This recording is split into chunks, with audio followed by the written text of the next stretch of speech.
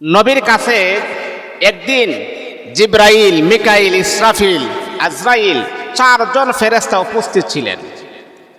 এই চারজন ফেরেশতা নবীর কাছে আসার পরে জিব্রাইল বলতেছে, ইয়া রাসূলুল্লাহ, যদি আপনার কোন উম্মতি মুহাম্মদী আপনার প্রতি সকাল সন্ধ্যা 10 বার দুরূদ শরীফ পাঠ করবে, আমি জিব্রাইল তার হাত ধরে ফুল সিরাত পার করে দিব। আল্লাহু আকবার, আল্লাহু আকবার।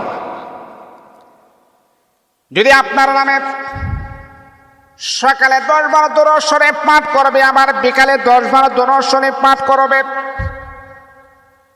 হযরত জিবরাইল আলাইহিস সালাতু ওয়াস সালাম মায়ার নবীকে বললেন, ইয়া রাসূলুল্লাহ, ওগো আল্লাহ পাক রব্বুল আলামিনের পেয়ারা হাবিব, যদি আপনার কোন উম্মতে 10 বার সকালে 10 বার বিকালে 10 বার আপনার উপরে দুরূদ শরীফ পাঠ করবে, আমি জিবরাইল তার হাতটা ধরে ফুল সিরাতের ফুল তাকে পার করায়া দিব।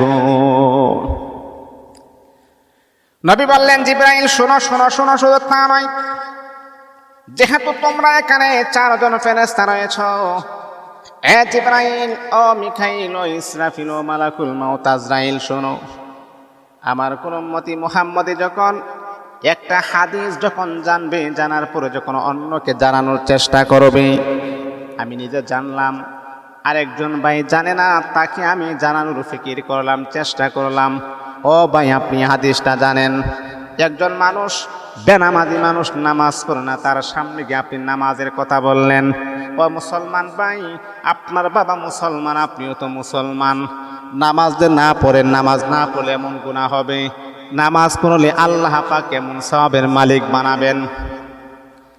আমার নবী বলেন, জিবরাইল শোনো, যদি আমার কোন উম্মতি মুহাম্মদীরা একটা হাদিস জানার পরে আরেকজন মানুষকে যখন জানানোর ফিকির করবে, আমি রাসূল হাসরের মাঠে সকলের আগে তাকে সুপারিশ করে জান্নাতি বানাবো। আল্লাহু আকবার। ও মুসলমান, আজকে আপনার একটা শেয়ারের মাধ্যমে অন্যরা জানতে পারবে। এই কাজগুলো তো করেন না। এই যে সোশ্যাল মিডিয়াতে থাকার পরও কিন্তু ইসলামের কাজ করা যায়। আপনি একটা শেয়ার করবেন, অন্য মানুষের কাছে কথাগুলো চলে যাবে, তারা যখন আরেকটা শেয়ার করবে আরেকজনের কাছে চলে যাবে। এই জন্য সোশ্যাল মিডিয়া এখন বর্তমানে ইসলামের কাজের জন্য প্রধান হাতিয়ার। আল্লাহ পাক আমাদের সকলকে ইসলামের সঠিক কাজগুলো যেন করার তৌফিক দান করুন।